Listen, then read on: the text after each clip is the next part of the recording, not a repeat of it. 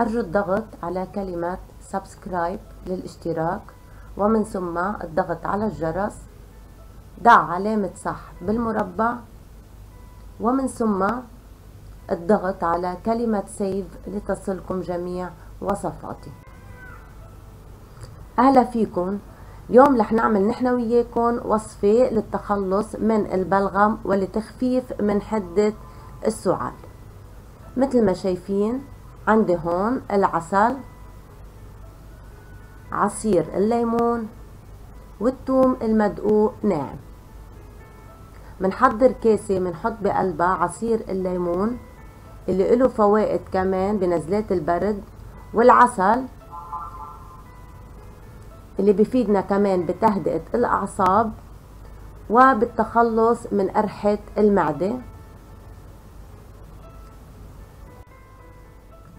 برجع بضيف عليهم الثوم اللي كمان له فوائد عديدة، منها خفض مستوى الكوليسترول بالدم وخفض ضغط الدم المرتفع. هلأ بحركهم مع بعض لتمتزج كل هالمكونات مع بعضها وتعطيني مزيج واحد. بعد ما انتهي من خلطهم بتركهم لمدة ساعة،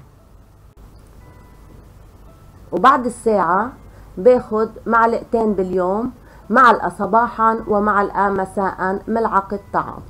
وصفة اليوم خلصت. إذا عجبتكم الوصفة ما تنسوا الاشتراك لتوصلكم جميع وصفاتي.